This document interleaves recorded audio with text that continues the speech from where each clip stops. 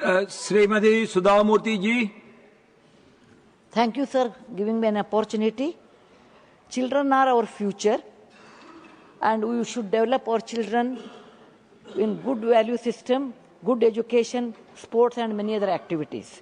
Akashat patitam toyam yatha gacchati sagaram. Every drop of water, maybe through cloud, through riverlet, or through river, goes to an ocean. So are the children. What we bring up, everything goes to their future. But I'm really worried about regulation, about the today's scenario.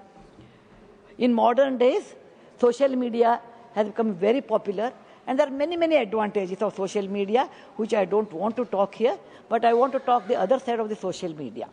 Many parents use their innocent children because they are not even aware what they are doing.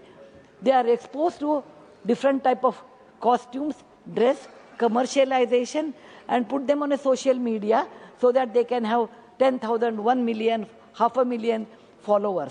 This will help them financially a lot for parents, I'm aware of it. But what happens to the child? The child will lose its innocence. The child doesn't give permission because the child is not aware of it. It will affect in a long range, it will affect the children's psychology. They will not learn how to do any activity, social activity or sports, even a good education. Children become a source of income to parents, and the social media they take the advantage of social media. Now, a country like France, where there is a kind of regulation is there on children who are on the social media. You cannot expose them in a different costume. You cannot have, when they are taking bath, you can't take that picture because you do not know. Sometimes people with a bad set of mindset, they may use those photos for something else. And again, children, you should not bring them up only because they give money or their source of income. We are causing their blockage in their future. So I am requesting, social media is like a knife, I consider, sir. You can cut a fruit or you can kill a person. Use social media for betterment, but not using your children, the children influencer, mother influencer, and you can open it in social media. There are so many influencers without any regulation.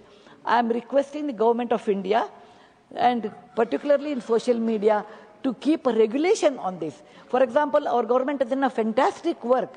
You're regulating in the advertisement, children working or acting in film, all those things they have taken care, and there are strict laws implemented. Whereas when it comes to social media, it is not done. And this is going to cause a great problem in future for our children. And it should be told to their parents also, there should be a restriction. There should be a way to use. Certain methodologies should not be used. Children cannot use certain kind of dress and dance, or certain kind of dress, for the advertisement, because this is not the way how we can bring up next generation of our children. Thank you very much, sir, giving me an opportunity to talk on this subject, regulating the chat. Samik Bhattacharya. Thank you, sir. कोई मंदिर मस्जिद का लड़ाई नहीं, कोई हिंदू मुसलमान की विभाजन नहीं, लेकिन हुआ क्या था? मालदा जिला की पांडुआ में जीतू संथाल ने अपने जीवन की कुर्बानी दे दिया था ब्रिटिश गोलियों को सामने।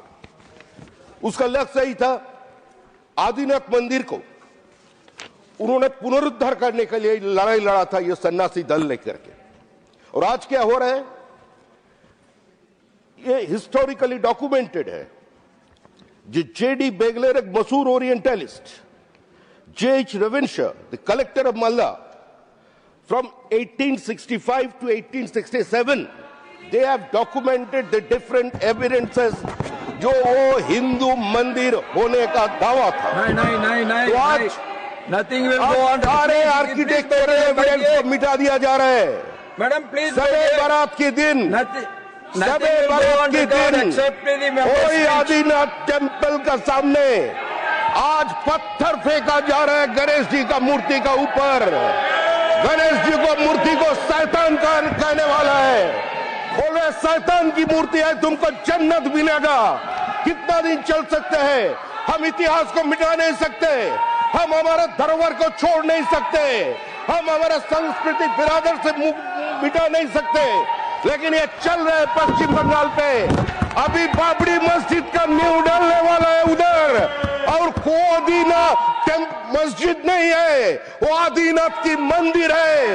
इसका हिस्टोरिकल एविडेंस है, ये ऐसा का डॉक्यूमेंट है, और उसको करने देना चाहिए।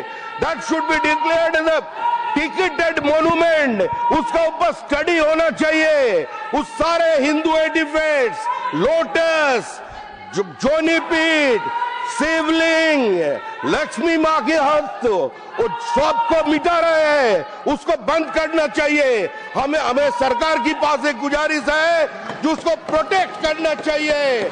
काटरा मस्जिद भी वही है, आदिनाथ टेम्पल भी वही है, ज्ञान पापी भी वही है। पूरा हिंदुस्तान की नजर मिटा घुमा रहे ये लोग। जो लोग आज प्रोटेस्ट कर रहे हैं, पश्चिम बंगाल में बाबरी मस्जिद का बनाने का घोषणा किया एसी का पार्टी का विधायक, और हम लोग हिंदुस्तान में होने नहीं देंगे।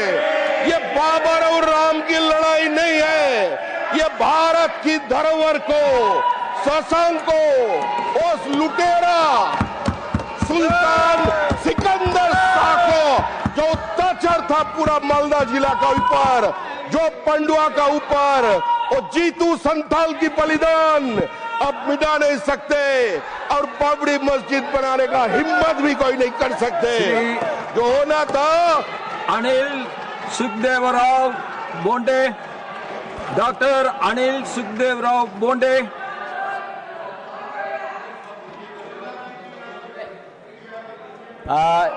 सर धन्यवाद सभापति महोदय। इंडियन मेडिकल पार्लियामेंट्री फोरम ने एक स्ट्रोक कॉन्फ्रेंस दिल्ली में ली थी, उसमें सभी न्यूरो फिजिशियन को बुलाया था। अब उन्होंने कुछ सजेशंस जो दिए मैं रखना चाहता हूँ। भारत में स्ट्रोक की वजह से बहुत सारी मॉर्बिडिटी, विकलांगता और मोर्टेलिटी भी होती है। हार्ट केयर सेंटर बहुत ज़्यादा है, लेकिन हर डिस्ट्रिक्ट पे अच्छे क्वालिटी के स्ट्रोक केयर सेंटर निर्माण करने की आवश्यकता है।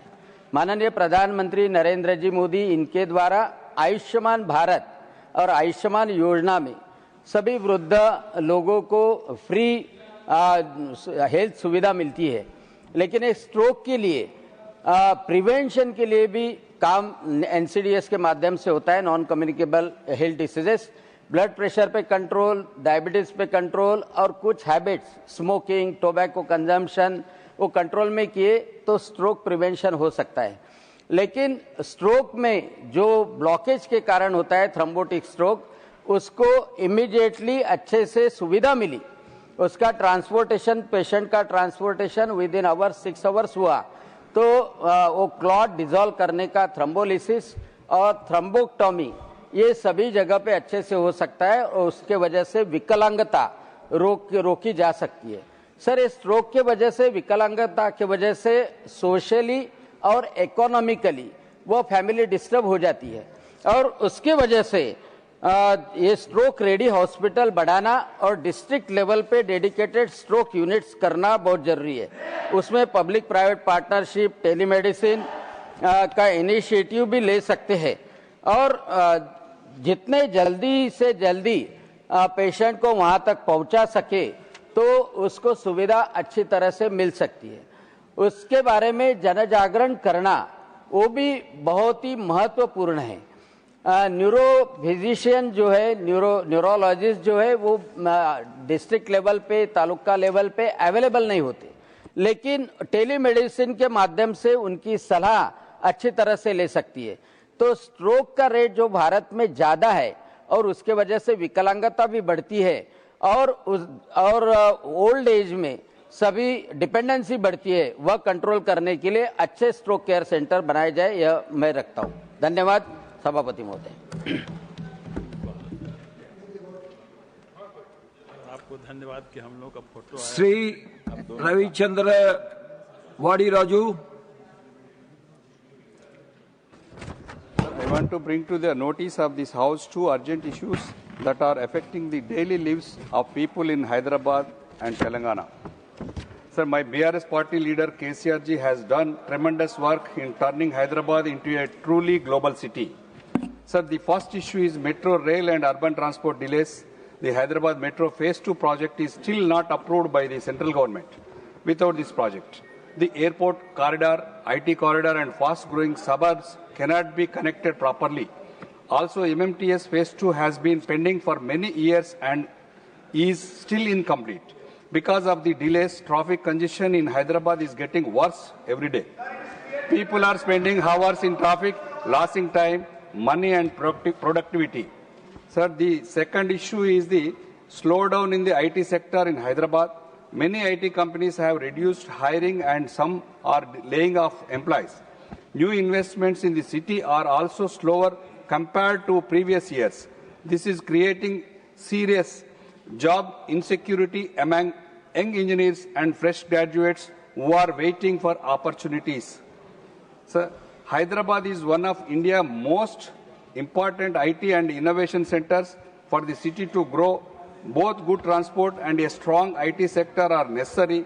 Therefore, sir, I request the Union Government to approve Hyderabad Metro Phase 2 immediately and fast track and complete MMTS Phase 2, sir, and announce support for the IT sector and encourage new investments and job creation, sir.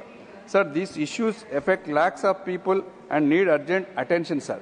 This is Hyderabad city developed by KTR IT minister also, in 10 years, very developed under the truly global city, sir. Thank you, sir. This is a lack of people, development, urgent need and attention, sir. Thank you. Shri Mahendra पट जी। माननीय सभापति महोदय, मैं आपका आभारी हूं कि आपने एक महत्वपूर्ण विषय पर बात रखने का अवसर मुझे प्रदान किया। उत्तराखंड में वन्य जीवों द्वारा अत्यधिक मानव क्षति के संदर्भ में मेरा विषय है। माननीय सभापति महोदय, मैं आपके माध्यम से सरकार का ध्यान उत्तराखंड में वन्य जीवों, विशेषकर गुलदार, बाघ, भालू के अत्यधिक हमलों से हो रही मानव क्षति की ओर आकर्षित करना चाहता हूं। महोदय, इस वर्ष उत्तराखंड में वन्य जीवों के हमले लगातार बढ़ते जा रहे हैं। अभी तक प्राप्त आंकड़ों के अनुसार इस वर्ष वन्य जीवों में विशेषकर गुलदार, बाघ तथा भालू के हमलों से 24 लोगों की मौत हो चुकी है। कल ही पौड़ी के नागदेव रेंज के गजान गांव में एक व्यक्ति को गुलदार ने मार दिया। नौखड़ा ब्लॉक के श्रीकोट गांव में 12 सितंबर को 4 साल की मासूम रिया को गुलदार ने घर से उठाकर मारा।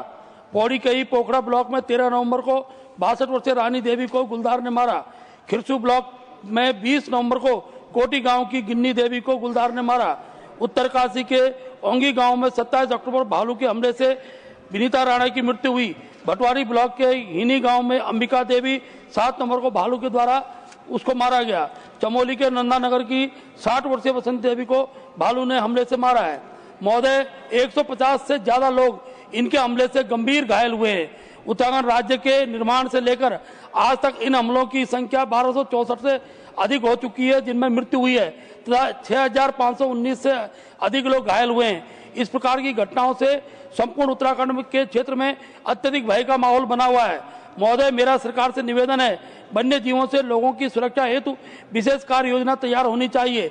वन्य जीवों के हमले से मृत लोगों के परिजनों को राज्य सरकार के साथ साथ केंद्रीय सहायता का प्रावधान होना चाहिए तथा घायलों के संपूर्ण उपचार के लिए केंद्र सरकार द्वारा निःशुल्क उपचार की नीति बनाई जानी चाहिए। ये बहुत ही महत्वपूर्ण विषय महोदय जो मैं आपके सम्मुख रखा है। धन्यवाद। श्रीमती माया नरोलिया जी। धन्यवाद माननीय सभापति जी, आपका बहुत बहुत धन्यवाद करती हूं कि आपने मध्य प्रदेश राज्य के नर्मदापुरम जिले और नरसिंहपुर जिले की महत्वपूर्ण विषय पर हमें बोलने का अवसर प्रदान किया। माननीय सभापति जी, मैं आपका ध्यान नर्मदापुरम एवं नरसिंहपुर जिले की जनता से जुड़े 2 अत्यंत महत्वपूर्ण और अपरिहार्य रेल संबंधी विषयों की ओर आकर्षिट करना चाहती हूं। माननीय जी, विषय 1 ट्रेन संख्या 12171 आवलिक 12172 का ठहराव। माननीय महोदय जी, पहली मांग है ट्रेन संख्या 12171 आवलिक 12172 LTT Haridwar super fast express का ठहराव नर्मदापुरम रेलवे स्टेशन पर सुनिश्चित करने के लिए हजारों अनुयायी शांति कुंज हरिद्वार की ओर भी प्रस्थान करते हैं। यह ट्रेन मुंबई से हरिद्वार के बीच चलती है और उत्तर भारत जाने वाले यात्रियों के लिए बेहद महत्वपूर्ण है।